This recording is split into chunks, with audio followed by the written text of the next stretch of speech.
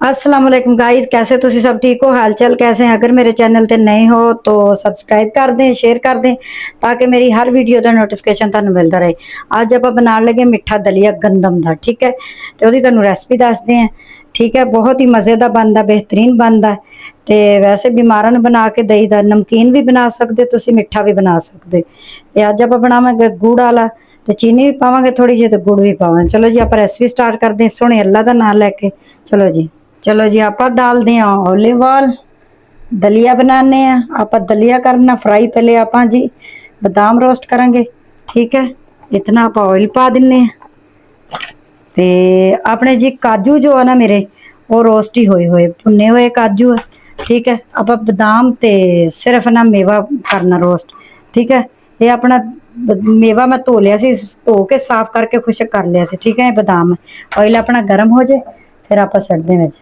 चलो जी आप सट के थोड़ा थोड़ा ही रोस्ट करना है इसमें आप, ठीक है ना। फिर आप इनू कढ़ लेना। बादाम आप जलाने नहीं, ना ही आप मेवा जलाना है, ठीक है। इनू हुण आप थोड़ा थोड़ा रोस्ट कर लेने, ठीक है। ये बेहतरीन बनता है, मज़े का बनता है। मैं कहा चलो जी अज तुहानू बना के दिखाने।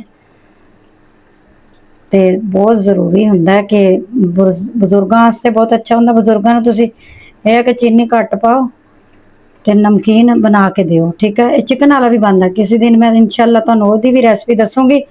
तो चिकन पा के भी बनता, नमकीन भी बनता, सब्जियां पा के बेहतरीन बनता है, ठीक है।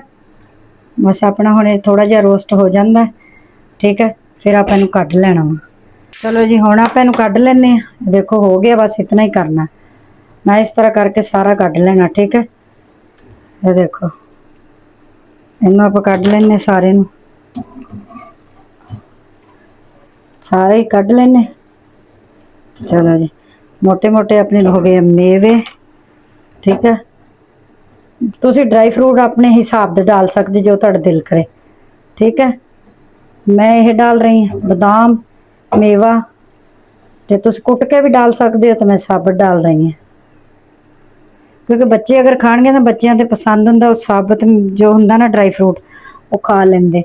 कईयों नूं दंदां थल्ले आ नहीं पसंद होंगे, वो नहीं खाते। चलो जी हुण इहदे च आपां सुट दें दलिया।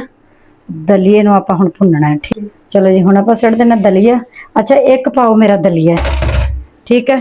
एक पाओ है, इसनूं आपां हुण रोस्ट करना, ब्राउन करना, मैं भुन्नना चंगी तरह, ठीक है।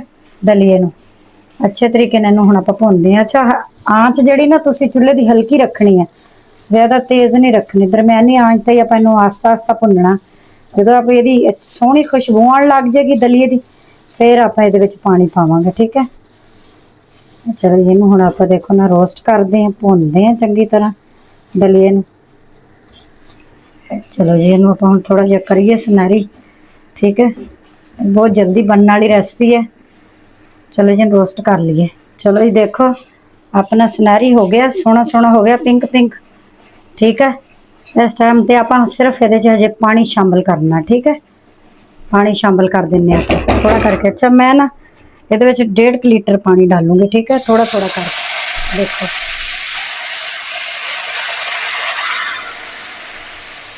आप 1.5 लीटर पानी पा देना इहदे विच, ठीक है। तो हल्की आंच ते आपां इहनूं हुण पकाना है, ठीक है। हल्की आंच ते अपने पक्केगा, तैयार होएगा। तो इहदे विच आपां हुण सिटदे हां, इहदे विच सिटदे इलायची पाउडर, ठीक है।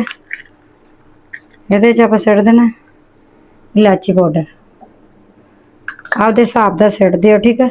चलो जी बस इतना काफ़ी है। इनू हुण आपां ना ढक्कन दे के पकाने हैं। चलो जी देखो हल्की आंच ते पकावांगे। ते तुसी पानी ज़्यादा भी डाल सकते हो क्योंकि मैं 1.5 लीटर पाया विच पानी। तो तुहानू लगे कि गलिया नहीं है, लेकिन नहीं गलिया तो तुसी थोड़ा जिहा होर सिट सकते हो, ठीक है। चलो जी देखो आपां ढक्कन चकदे हुण। अच्छा मेरे ना 25 मिनट लगे है। 25 मिनट वास्ते इनू हल्की आंच पे रख, कितना सोहना हो गया देखो। तो अच्छा बच्चे ना बच्चे नहीं नमकीन पसंद करते, बच्चों आप जो ना मिठा ही बना के दे सकते हो, मिठा ही खाएंगे। बच्चे बीमार होन तो उन्होंने वास्ते यह मिठा ही चलता क्योंकि वह फिक्का नहीं खाते। ਆਪਾਂ इस टाइम ते सड़ देना गुड़। ठीक है, ते नाल ही सड़ देनी ਆਪਾਂ चीनी थोड़ी जी। अच्छा मिठा तुसी अपने हिसाब दा डाल सकते हो जितना तुसी पसंद करो। ठीक है, इस टाइम ते सिटांगे तो फिर शाइन भी आएगी अपने दलिए दे विच, पहले नहीं तुसी सिटना। दलिया जो गल जे उस टाइम ते गुड़ तो बाद च भी खुर जांदा। ठीक है, चलो जी देखो अपना ना हुण गुड़ जिहड़ा वो विच पक गया, चीनी भी आपां विच पका ली है। हुण आपां इहनूं थोड़ा जिहा गाढ़ा होर करना, आपां ड्राई फ्रूट सिट दिंदे। ठीक है, इसी तरीके नाल बनाना। अच्छा साडी ज़बान च पंजाबी च इहनूं दलिया कहंदे, गंदम दा दलिया। ते तुसी मैनूं कमेंट च जरूर दसना कि तुहाडी ज़बान च इहनूं की कहंदे। साडी पंजाबी च इहनूं दलिया कहंदे, मिठा दलिया, गुड़ वाला दलिया। ठीक है, चीनी वाला भी बनता है लेकिन मैं चीनी तो गुड़ मिक्स पाया। ठीक है, थोड़ी जी आप आंच हल्की कर लेने। मैं चलो जी ड्राई फ्रूट हुण विच हो गए। हुण इहनूं थोड़ा जिहा होर गाढ़ा करना। सही है, ते मज़े का लगेगा। चलो इहनूं थोड़ा जिहा आपां होर गाढ़ा कर लईए।